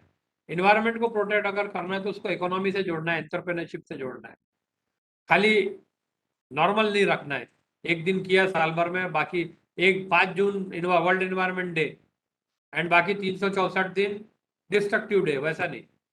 तो ये E4S के ऊपर कभी समय मिला तो और डिटेल में बात करेंगे। और अभी 1000 घोंसला अभी बना के अलग अलग जगहों पे लोगों से चिमनी घरटे, क्योंकि ये भी चीजें कम होती जा रही है छोटी छोटी, इसमें भी बिजनेस भी है, इसके अंदर में भी एक इनोवेटिव काम है। लाइफ स्टाइल बदल गई है, पैकेट में खाना आ गया है। पहले चिमनी जगह से, लोकल जगह से ले लेती थी, किराना दुकान से उठा लेती थी, दाना भी नहीं मिल रहा है। रेडिएशन से उसको भी दिक्कत होती जा रही है, चूहे उसके अंडे खा ले रहे हैं चूहे, और ये सब पेस्टिसाइड और ये सारी चीज़ों से उसको नुकसान होता जा रहा है। तो इसको भी बचाने का काम चल रहा है, वर्कशॉप कई सारे चल रहे हैं, और इसमें भी बहुत बड़ा एक बिजनेस भी है, टर्नओवर भी है, और स्ट्रेस बस्टर भी है। So there are n number of ways to protect all this things. और हमको अगेन, अगर हम दोबारा उस टॉपिक पर अगर वापस आएंगे तो सस्टेनेबल डेवलपमेंट जो गोल है हमारे, वो अगर उन गोल्स को हमको अगर अचीव करना है या इवन हमको भविष्य को बचाना है, तो हमको सभी चीजों के ऊपर में ध्यान देना पड़ेगा। थ्रेट्स को अपॉर्चुनिटी में कन्वर्ट करना पड़ेगा, खाली रोकना नहीं है तो उसको कन्वर्ट कर डालना है, उसको आगे बढ़ाना है। अभी कंपनीज ने बिजनेस प्रोडक्शन बंद नहीं किया, उन्होंने सर्कुलर इकोनॉमी सिस्टम को अडॉप्ट कर लिया कि अब जो बनेगा वो फेंका नहीं जाएगा, वो वापस रिसाइकल होकर दोबारा बनेगा, दोबारा उसकी सारी चीजें होगी। और इसी तरीके से हम सोसाइटी की सारी चीजों को कर सकते हैं। होप कि हम आज प्लेज लेंगे कि हम एक हार्मोनी के साथ में नेचर के हम जिएंगे, आणि आपण प्रयत्न करू की कारण तुमच्या मागे पूर्ण ग्रुप आहे आणि पूर्ण मुलांची एक पूर्ण ताकद राहते, कॉलेज असते, संस्था असतात, इन्स्टिट्यूट असतात। तुम्ही जर प्रयत्न केलं तर तुम्ही 500 पोरांना, मुलांना आणि पॅरेंट्सला तुम्ही एक वेगळी दिशा दाखवून खरोखर येणाऱ्या भविष्याला तुम्ही वाचू शकता। आणि कधी नागपूरला आलात तर व्हिजिट करा, किंवा आपल्याला असे काही बरेचसे विषय आहेत, नुसतं हा म्हणजे नुसतं बोलायचं नाही तर आपल्या जवळपास 23 सेंटर आहे वेगवेगळ्या विषयावर। इथे एक सस्टेनेबल डेव्हलपमेंटचा 15 एकरचा कॅम्पस नागपूरमध्ये आहे, सोलारचा एक वेगळा कॅम्पस आहे, वॉटर मॅनेजमेंटचा एक वेगळा कॅम्पस आहे, आणखीन बाकी इतर आहे, आणि आपण बाकी बऱ्याच लोकांसोबत मिळून काम करत आहोत। तर प्लीज त्या गोष्टींचा अडॉप्शन करा आणि आम्हाला पण गाईड करा, काही असेल तर, काही आयडिया असतील तर शेअर करा। आणि शक्यतो मुलांमध्ये, पुढच्या पिढीमध्ये या गोष्टी आपण रुजवू आणि त्यांना या गोष्टीचं महत्त्व सांगू। माझ्याकडनं I am over here from my side for this today session. काही प्रश्न असतील तर नक्की विचारा। Thank you so much. Thank you so much sir for such an eye opening session. किसी को कुछ पूछना है? क्वेश्चन? हॅलो हाँ सर, सर। नमस्कार. सर नमस्कार। अनिकेत मदनकर बोलतो. नमस्कार. हो सर, बोला। आपली भेट झाली आहे सर, संत गाडगे महाराज महाविद्यालयात आपण हो, गेस्ट लेक्चर सर, द्यायला yes, आले sir. होते सायन्स डिपार्टमेंटला. येस सर, पुन्हा ऐकायला मजा आली सर. अजून समोर ऐकूच आम्ही तुम्हाला. थँक्यू।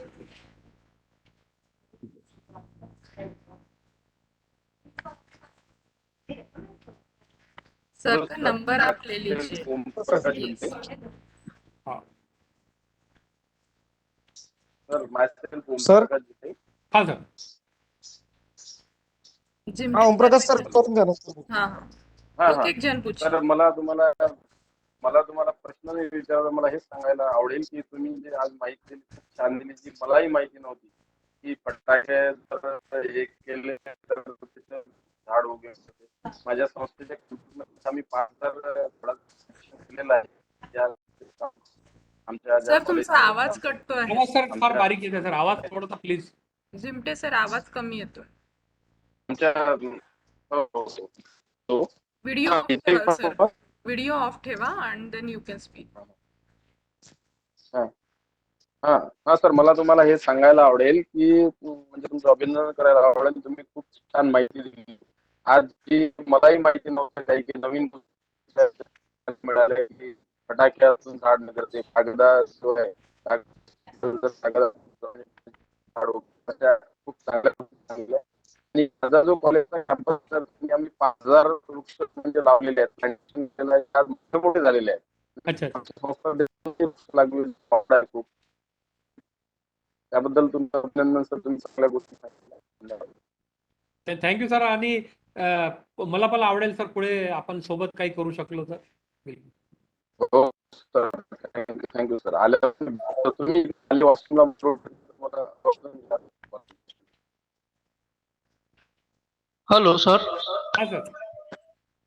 मी रवींद्र तिरपुडे बोलतो, doctor Ambedkar college. Sir sir माझ्या कॉलेजचा मी NSSचा विभाग प्रमुख आहे. NSS. तर मी सोसायटीमध्ये काम करत असताना म्हणजे बहुतेक आमच्या जेव्हा मीटिंग्स होतात कोऑर्डिनेटर्स लोकांच्या, तर सांगतात की बा फक्त कॉलेजनं जिम्मेदारी दिली म्हणून मला NSSचे काम करायचे आहे. म्हणजे मनातून काम करण्याची इच्छा, म्हणजे असं आहे की तुम्हाला शासन पगार देतो आम्ही, तुम्ही पगारापुरते कुटुंबापुरते मर्यादित आहात, परंतु तुम्हाला याच्यातून कुठेतरी बाहेर निघावं लागेल. जसं तुम्ही बोलले, शिक्षक हा समाजाला घडवणारा एक काय म्हणतो कुंभार असतो. आर्किटेक्ट. तो समाजामध्ये अशा चांगल्या ज्या गोष्टी आहेत तो घडवून आणू शकतो. परंतु लोकांची मानसिकता अशी झालेली आहे की माझं घर, माझं कुटुंब, माझा मुलगा समाजाचं काहीच हो. आणि Yes. जेव्हा मग त्याच्यावर अशी वेळ येते तेव्हा मग त्याला कळते की मी जर असं केलं असतं तर तसं झालं असतं. APJ अब्दुल कलाम आहेत. मी एकदा CD बघितली होती. मी यशदाचा मास्टर ट्रेनर सुद्धा राहिलेला आहे. त्याच्यामध्ये 2030 मध्ये जर लोकांनी पाणी जर व्यवस्थित वापरलं नाही तर 2030च्या नंतर येणारी पिढी जी जन्माला येईल तेव्हा त्यांचं तोंड कसं असेल, त्यांच्या शरीराचा आकार कसा असेल, ते डॉक्टर APJ अब्दुल कलामांनी त्या PPTच्या द्वारे समजावून सांगितलं. मला असं वाटते सर की अशा प्रकारची जनजागृती आता समाजामध्ये करण्याची नितांत गरज आहे आणि बिलकुल. यासाठी मला असं वाटतं शिक्षकांनी पुढाकार घ्यावा बिलकुल सर. आणि विद्यापीठानं सुद्धा अशा प्रकारचा एक उपक्रम प्रत्येक महाविद्यालयाला द्यावा आणि Yes. तो सक्तीने राबवावा. अशा बिलकुल. प्रकारे बिलकुल सर, अगदी बरोबर आहे सर. सर NSS ही खूप मोठी ताकद आहे सर. हो सर. आणि बहुतेक आपला नागपूरचं सर आंबेडकर कॉलेज ना सर. हो, दीक्षाभूमी तिथे सर ऑलरेडी आम्ही नेचर क्लब बनवलेला आहे सर. हो मेश्राम आणि मॅडम आहेत, नेचर अर्चना क्लबचे मेश्राम. मुलं आपल्यासोबत बऱ्याचशा ऍक्टिव्हिटी आपण त्यांना गावागावात घेऊन पण गेलेलो आहोत आणि प्लांटेशन पण केलेलं आहे, काही दुसऱ्या ऍक्टिव्हिटी पण करून घेतलेल्या आहे आणि काही दुसरे कॉलेजेस आहे सर त्यांच्या माध्यमातून आपण बंधारे बांधून घेतलेले आहे, लो कॉस्ट हाऊस बांधून घेतलेले आहे, शेडनेट बांधून घेतलेले आहे आणि काही ठिकाणी प्रोसेसिंग युनिटमध्ये पण मुलांची मदत घेतलेली आहे. मुलांना सर जेव्हा आपण प्रॅक्टिकली घेऊन जातो त्यांच्याकडनं काही करून घेतो तेव्हा त्यांना खूप उत्साह वाटतो. बर्डनेस जवळपास 90% मुलंच बनवतात आणि आता सोलारचे लॅम्प आणि मोबाईल चार्जर बनवले सर पोरांनी. म्हणजे आता मोबाईलची चार्जिंगची गरज पडलेली आहे दरेक ठिकाणी. आपण जेवलो ना तरी चालेल पण मोबाईल चार्जिंग झालेला खूप जरुरी आहे. तर अशा वेगवेगळ्या ऍक्टिव्हिटी सर जेव्हा ते स्वतः करतात ना तेव्हा खूप बरं वाटते सर. कधी आपण ठरवून एखाद्या वेळेस आपण चॅकआउट करू आणि पोरांना बाहेर घेऊन जाऊ सर. आपला एक कार्यक्रम नक्की सर, चलो नक्की, गाव की ओर, नक्की. त्याच्यात डेफिनेटली करू सर आपण. नक्की सर, नक्की. मी याच्या आधी वेना नदी आहे, हिंगण्यावरून जाते. हो तिथे सर. मी 7 दिवसाचा NSSचा कॅम्प घेतला होता. तेव्हा त्या वेना नदीवर मी बंधारा बांधून दिला. बढिया त्या सर. सरपंचाला आणि गावकऱ्यांना इतका आनंद झाला. Yes sir, yes sir. म्हणजे अशा प्रकारचा उपक्रम महाविद्यालयाच्या माध्यमातून व्हायला पाहिजे. व्हायलाच पाहिजे सर. येस सर, बिलकुल बिलकुल. कळमेश्वरचे काही गाव आहे तिरपुडे कॉलेजच्या माध्यमातून आपण केले होते सर. तर वॉटर हो. लेवल इन्क्रीज झालेला आहे त्या गावांमध्ये. विहिरीमध्ये 3-3 फूट पाणी वाढलेलं आहे. फरक पडतो सर आणि त्या गोष्टीचा समाधान होतो पोरांना तेव्हा ते पुढे येतात मग त्या सगळ्या गोष्टी करायला. अगदी बरोबर. डेफिनेटली करू सर. हा sir. Hello sir. Yes sir. माझं नाव मनोज ठाकरे आहे सर. क्वेश्चन हा आहे सर की कार्बन इमिशन हा सर्वात मोठा आजचा प्रॉब्लेम आहे. म्हणजे पॉप्युलेशन इन्क्रीज झाली, अर्बनायझेशन झालं, इंडस्ट्रियलायझेशन झालं, डिफॉरेस्टेशन झालं, पण ग्लोबल वॉर्मिंगसाठी कार्बन डायऑक्साईड किंवा बाकीचे जे ग्रीन हाऊस गॅसेस आहेत त्यांचं तुम्ही सांगितलं ते इमिशन खूप मोठा प्रॉब्लेम आहे. क्वेश्चन हा आहे सर की अंडर डेव्हलप कंट्रीज मध्ये कार्बन इमिशनचं जे प्रमाण असतं, डेव्हलप कंट्री जे आहेत ते जास्त कार्बन इमिशन करतात as compared to the under develop country आणि डेव्हलपिंग कंट्री पण करतात. तर हा सर्व भार जो डेव्हलप कंट्रीचा आहे हा बाकीच्या जगावर म्हणजे होत आहे असं तुम्हाला नाही वाटत का? हो, आणि नाही ना सर. काही असे ग्लोबल रूल्स आहेत, जसं कार्बन ट्रिटी म्हणून एक रूल आहे, आणि इंडियाने आणि चायनाने अजूनही त्यावर मला असं वाटतं की अजूनही सिग्नेचर केलेली नाही की how much carbon the limit जी असते. तर त्याबद्दल आपलं काय मत आहे सर? नाही नाही, खरी गोष्ट आहे सर. हे जे डेव्हलप्ड कंट्री आहे, ऍक्च्युली तीन तीन मेजर, आता काय झालेलं आहे सर, आजच्या घडीला आपण 3-4 जे प्रमुख जे कार्बन उत्सर्जन करणारे लोक त्याच्यात सामील झालेलो आहोत. म्हणजे अमेरिका आणि चायना, रशिया नंतर आपला नंबर लागत आहे भारताचा. आणि एका बरोबर. ठिकाणी ही परिस्थिती आहे सर. दुसऱ्या ठिकाणी आपल्या जवळचा एक कंट्री आहे सर, भूटान, जो कार्बन न्यूट्रल नाही तर कार्बन पॉझिटिव्ह झालेला आहे तो. म्हणजे या त्यांनी सर काय केलेलं आहे, निगेटिव्ह तर नाहीच आहे, ते झिरोवर आणलं ना, आता पॉझिटिव्ह झालेले आहे ते. आणि त्यांचं जर तुम्ही टोटल सिस्टम बघाल तर त्यांनी आजपर्यंत त्यांचा प्राईम मिनिस्टर सुद्धा त्यांचंच कल्चर वापरतो, त्यांचंच परिधान वापरतो. अन्नधान्याच्या बाबतीत, फ्रूटच्या बाबतीत ते सक्षम झालेले आहे. ते फारसं काही दुसऱ्याचा सिस्टम अडॉप्ट करत नाही. आता दोन गोष्टी आहे सर, एक आपण स्वतःहून ज्या वस्तू निर्माण करतो आणि एक बाहेरच्या वस्तूमुळे इफेक्ट होतो. तर आपल्यासारखा बरोबर. जो देश जो ऑलरेडी पहिल्यापासून वैभवशाली परंपरा आहे आपल्याकडे, आपल्याला कुठेही कोणत्याही गोष्टी जायची गरज नाहीये. आपला 1-2 गायी आपल्याला 20 एकराला सफिशियंट होत होते आणि आज पण आहे. हा जो फोटो तुमच्या समोर स्क्रीनवर आहे, इथे दगड आहे सर टोटल, पण या दगडामध्ये आज आपण भुईमुग सुंदर काढलेली आहे. आज वांगे आहे, तिथे भाजीपाला आहे, सर्वच आहे. पाणी 700 फुटावर आहे सर. पाणी नाही आहे या पूर्ण बेल्टमध्ये. माहुरझरी नावाचा गाव आहे सर हा, फेटरी जवळ, नागपूर जवळ. इथं पाणी नाहीये. पण आजच्या घडीला आपण पाण्याचा एकाही ड्रॉपला बाहेर जाऊ दिलेला नाही आहे. आणि नॅचरल आहे. आपल्याला सगळ्या गोष्टी आपल्या सिस्टममध्ये अवेलेबल होत्या, त्याच आपल्याला करायचं आहे. आणि आपण आपले तर निगेटिव्ह इफेक्ट कमी करू शकतो. आपल्याला ज्या वस्तूंची गरज नाहीये, आपल्याला दिवाळीला लढीची गरज नाहीये सर चायनाच्या. आपण आपल्या जर आग्रह धरला की मी माझ्या शेतकऱ्याकडनं झेंडूचं फुलच घेणार, तिथे आपण भावटाव करतो. 5 रुपये किलो नाही काका, 3 रुपये किलो द्या झेंडू. आणि इथे आपण बाकी सगळ्या गोष्टी अडॉप्ट करतो. आणि दुसरं जे आहे, आपले जे मेडिसिन असो किंवा कोणतीही वस्तू असो, आयुर्वेद आहे आपल्याकडे. एक सेंटर आपल्याकडे आहे, 500 रेअर हर्ब्स एका ठिकाणी लावलेले आहे. तुम्ही सकाळी जा, संध्याकाळपर्यंत तुम्ही तुमचा च्यवनप्राश घेऊन निघू शकता. इम्युनिटी असो, वेलनेस असो, ॲग्रिकल्चर असो, ह्या सगळ्या गोष्टी आपण आपल्या स्वतः डेव्हलप करू शकतो.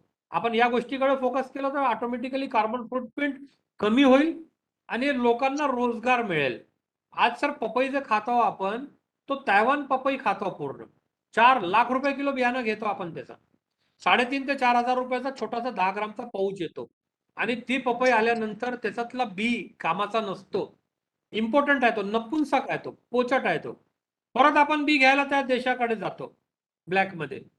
म्हणजे एवढा मोठा भारतीय कृषीप्रधान देश, आपला भाजीपाल्याचा, हॉर्टिकल्चरचा बियाणा नाहीये. आज 40,000 कोटीचा फर्टिलायझर आपण घेतो, 70% पैसा बाहेर जातो. गरजच नाहीये. आपल्याला कुठल्या गोष्टीची गरज नाही. हे जरी वस्तू आपण दुमारा अडॉप्ट केल्या, तर याच्यात सर रोजगार पण आहे, याच्यात बिझनेस आहे, ॲग्री एंटरप्रेन्योरशिप आहे. आणि ह्या सगळ्या गोष्टी करताना कार्बन क्रेडिट पण आपलं, कार्बन फुटप्रिंट पण सुद्धा आपलं कमी होणार आहे. ते मेन उद्देश आपला हा आहे सर. Thank you sir.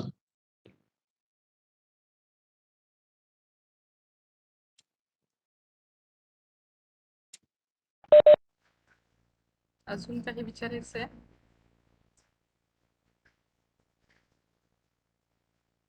तर तुमचा नंबर हा आहे ना? पार्टिसिपंट्स नोट करून घेते आणि मी पण शेअर करेन सर हा नंबर. मीन्स त्यांच्या कॉलेजेसमध्ये वगैरे पण स्टुडंटसाठी जर काही वर्कशॉप्स किंवा अवेअरनेस कॅम्प्स घ्यायचे असतील तर आपण घेऊ शकतो. Any more question? सर एक क्वेश्चन होता. हो सर जसं आता कोरोना होता सर, कोरोनामध्ये आपल्याला जसं म्हणजे असं जाणवलं की एन्व्हायरमेंटमध्ये भरपूर काही बदल झाला, म्हणजे टेम्परेचर कमी झालं. जसं आपल्याला 2 वर्ष असा उन्हाळा जाणवला नाही, परंतु यावर्षी जास्त जाणवत आहे. तर तो जो इफेक्ट झालाय 2 वर्ष, म्हणजे आपण कोरोनामध्ये बाहेर निघालो नाही, तर त्याच्यावर काही करता येईल का सर? म्हणजे असं सर, कोरोनामध्ये आपल्याला असं वाटलं होतं ना, कोरोनामध्ये एकच गोष्टीचा ॲडव्हान्टेज झाला सर, की ट्रान्सपोर्टेशन आणि इंडस्ट्री ज्या होत्या, ज्या बंद झाल्या होत्या. पण त्याचा एक टोटल जो इम्पॅक्ट होता जर आपण लावला, ऑलरेडी आपण एवढा डॅमेज करून टाकलेला आहे की कोरोनाच्या 2 वर्षामध्ये जे एअरलाईन पासून रोड रेल्वे सगळं ते बंद होतं. मेन कॉन्ट्रीब्युटर आहे ट्रान्सपोर्टेशन इंडस्ट्री. 8.7% रिड्यूस झाला होता कार्बन फुटप्रिंट त्याच्यामुळे. आता आपण पुन्हा लॉकडाऊन मध्ये ओपन झालेलो आहोत आणि हा जो हीट जे वाढलेली आहे हे ऑल ऑफ सडनची नाही आहे. तर हे हळूहळू जे वर्षानुवर्ष आपला जो बर्फ वितळत आहे, लेवल वाढत चाललेला आहे आणि समुद्राचा जो टेम्परेचर वाढत चाललेला आहे. आपण नॉर्मली काय असतं की 2 देश जेव्हा भांडतात ग्लोबल याचा ॲटम बॉम्बची धमकी देतात. पण आपण जे कार्यकलाप करतो 4 ते 5 ॲटम बॉम्ब एका सेकंदाला फोडत आपण. एवढी भयंकर ट्रेमेंडस एनर्जी आपण प्रोड्यूस करत आहोत. आणि ही सगळी एनर्जी समुद्र कितीतरी वर्षापासून ॲब्झॉर्ब करून ठेवत आहे आणि तो वेळोवेळी काढत आहे. तर थोडासा आपल्याला रिलीफ मिळाला होता. पण ऑलरेडी एवढा डॅमेज करून टाकलेला आहे आपण की तो आपल्याला भोगावा लागणारच आहे. आणि आताही जर आपण नाही सावरलो तर विचार करा जर 53 आणि 54 डिग्री झाला तर काय होणार आहे आपलं. म्हणून खूप इमिजिएटली याचं मागे लावावं लागते. Yes sir thank you.